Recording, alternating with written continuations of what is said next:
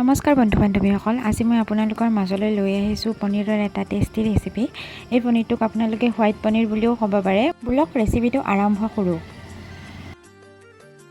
তাৰ কাৰণে মই লৈ লৈছোঁ পনীৰ। পুৰবী পনীৰৰ পেকেটটো লৈ লৈছোঁ। এইটো ধুনীয়াকৈ মই পিছত কিউব আকাৰত কাটি ল'ম।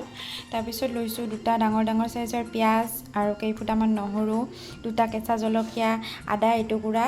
তাৰপিছত এইফালে লৈছোঁ খিচমিচখিনি মই আধা ঘণ্টামান হ'ল তিয়াই থৈ দিছোঁ। আৰু 10-12টামান আছে ইয়াতে কাজু, আৰু লাগিলে ল'ম বাৰু পিছত, কিন্তু মই এতিয়াই দি দিয়া নাই যিহেতুকে মই এইফালে আৰু থৈছোঁ মগজো থৈ দিছোঁ যে, সেইকাৰণে কাজুটো অকণমান কমকৈ তিয়াই থৈছোঁ। গতিকে এইখিনিৰে মই ধুনীয়াকৈ মিঠা পনীৰৰ আঞ্জা এখন বনাম, আৰু লগত লাগিব আমুল তাজা গাখীৰটো। তো দেখুৱাই আছোঁ কেনেকৈ মইনো বনাওঁ।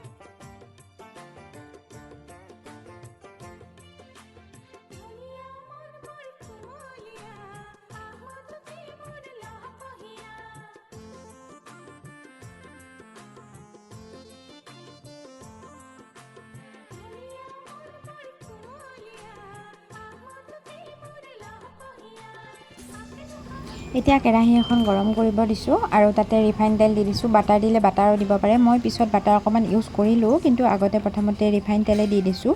আৰু এইফালে ইয়াত দি দিছোঁ গোটা গৰম মছলা।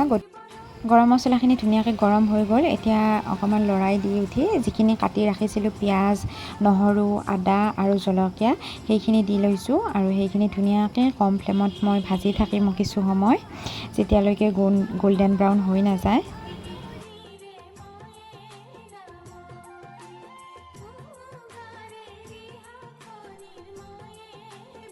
পিঁয়াজখিনি অলপ সময় ভজাৰ পিছতে কোমলি গ'ল, আৰু এতিয়া যে মই তিয়াই ৰাখিছিলোঁ কাজু বাদামখিনি, সেই কাজু বাদামখিনি দি দিছোঁ, আৰু দি দিছোঁ মগজখিনি।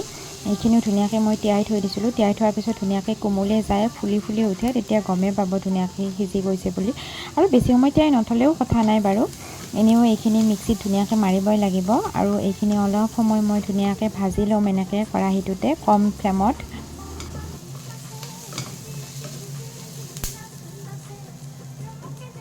আৰু এতিয়া দিম ইয়াতে সোৱাদ অনুসৰি নিমখ, আৰু তাৰপিছত এইখিনিতে ভুলটো কৰি দিলোঁ নহয়, এচিকুট মই হালধি দি দিলোঁ ভুলতে। একচুৱেলি পনীৰৰ হোৱাইট গ্ৰেভিখনত হালধিৰ কোনো দৰকাৰেই নাই, কিন্তু মই ভুলতে দি দিলোঁ। যিহেতুকে সদায় আঞ্জা ৰান্ধিলে হালধিটো দিয়াই পৰে নিমখৰ পিছতে, সেইকাৰণে ভুলতে দি দিলোঁ বাৰু, উপায় নাই, একো নাই। আৰু দি দিলোঁ জিৰা গুড়ি অকণমান, আৰু দি দিম পিছত ধনিয়া গুড়ি। সেইখিনি আৰু বেছি নালাগে। অকণমান চিকেন মছলা দিলে দিব পাৰে, নিদিবও পাৰে মানে। কিন্তু এইখিনিতে ইমানেই মানে ধুনীয়া টেষ্ট এটা আহে, ইমান কম বস্তুৰে খাই মানে বহুতেই টেষ্টি লাগে। তো এনেকৈ বনাই চাবচোন মোৰ দৰে। বাকী আপোনালোকে কেৱল হালধিটো নিদিব, মই ভুলতে দি দিলোঁ। এতিয়া এইখিনি ধুনীয়াকৈ কিছু সময় ভাজি ল'ম, যাতে ধুনীয়াকৈ বস্তুখিনি সিজি যায়।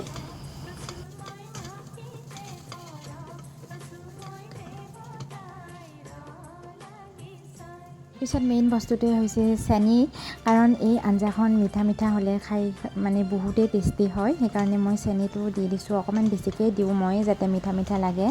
আৰু আপোনালোকে যদি মিঠাটো কমকৈ খাই ভাল পায়, তেতিয়াহ'লে কমকৈ দিলেও কথা নাই কোনো।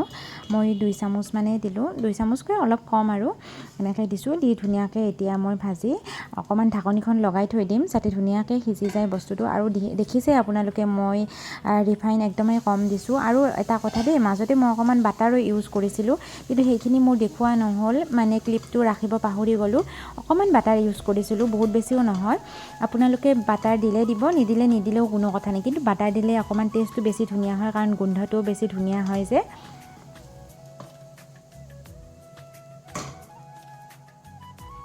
কাজুটো মই অকণমান কম হোৱাৰ নিচিনা পালোঁ, তেতিয়া 12টামান দিছিলোঁ চাগে। তাৰপিছত আকৌ 5টা দি দিলোঁ কাজু, তেতিয়া অকণমান আৰু খাবলৈ বেছি মিঠা মিঠা টাইপৰ হ'ব, সেইকাৰণে দি দিছোঁ। আৰু এইখিনি তিয়াই থোৱা নাই কিন্তু দেই, ডাইৰেক্ট সাজটোৰ পৰা উলিয়াই দি দিছোঁ, একো নাই যিহেতুকে মিক্সিতে গুড়া কৰি দিম।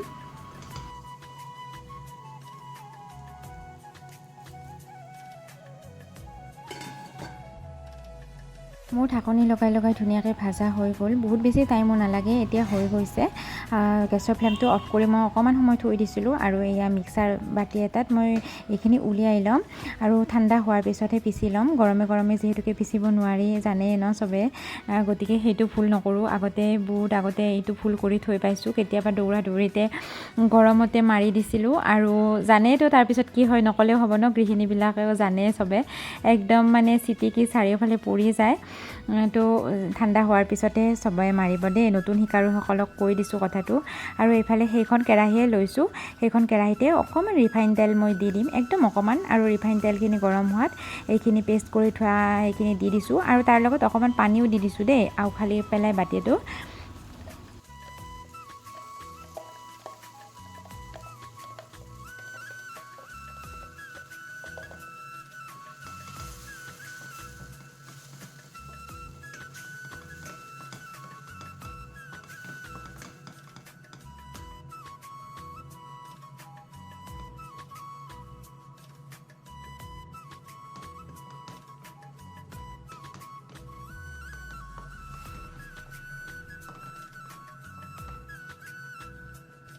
এতিয়া মই ইয়াতে দি দিছোঁ আমুল তাজা, আৰু আমুল তাজা দিলে খাবলৈ মিঠা মিঠাই হয়, জানেই আপোনালোকে। আৰু আমুল ফ্ৰেছ ক্ৰীম থাকিলে ফ্ৰেছ ক্ৰীমটো দিব পাৰে, মই আজি দিয়া নাই যিহেতুকে মোৰ অনা হোৱা নাই। আৰু গৰমৰ দিনত ফ্ৰেছ ক্ৰীমবিলাক বহুত বেছি দিন নাথাকে, ফ্ৰিজত থ'লেও মানে টেঙা টেঙা হৈ যায় বা পানী ওলোৱাৰ নিচিনা হৈ যায় যে, আৰু যিহেতুকে ঘনাই এইবিলাক বস্তু খাই থকা নহয় ন। এতিয়া কিছু সময় লৰাই লৈ তাৰপিছত ইয়াতে পনীৰখিনি দি দিছোঁ, আৰু পনীৰখিনি মই ভাজি লোৱা নাই, আপোনালোকে ভাজিলে ভাজিব পাৰে, সেইটো নিজৰ টেষ্টৰ ওপৰত কথা। মই কেতিয়াবা ভাজি দিওঁ, কেতিয়াবা নাভাজাকৈ দিওঁ, দুয়োটাতে মই ইমান বেছি এটা বিশেষ মানে পাৰ্থক্য নাপাওঁ, ভাজি দিলে বা নাভাজাকৈ দিলে। তাৰপিছত এইফালে মই এখন টাৱাত অকণমান কচুৰি মেথি গৰম হ'ব দিছিলোঁ, গৰম হৈ দিলে মানে ধুনীয়াকৈ এয়া দেখিছেনে, ভাঙি ভাঙি একদম গুড়ি হৈ যায়, আৰু গৰম নকৰাকৈ দিলে মানে এটা এটা পাত পাত হৈ থাকে যে, সেইকাৰণে মই অকণমান গৰম কৰি দিলোঁ। আৰু এতিয়া ইয়াতে দি দিছোঁ ভিজাই থোৱা কিচমিচখিনি, সেইখিনিও ধুনীয়াকৈ ফুলি গৈছে, সেইখিনি দি, আৰু ইয়াতে বেলেগ কাম নাই, আৰু কোনো মছলাৰো প্ৰয়োজন নাই। দেখিছে আপোনালোকে, সেই ভাজতে যি মছলা ইউজ কৰিছিলোঁ সেইখিনিয়ে, আৰু বেলেগ একো নালাগে। আৰু এইখিনি দি ধুনীয়াকৈ কিছু সময় 4-5 মিনিটমান উতল আহিলে হৈ যাব, আৰু আমাৰ গ্ৰেভিখন খাবলৈ ৰেডি।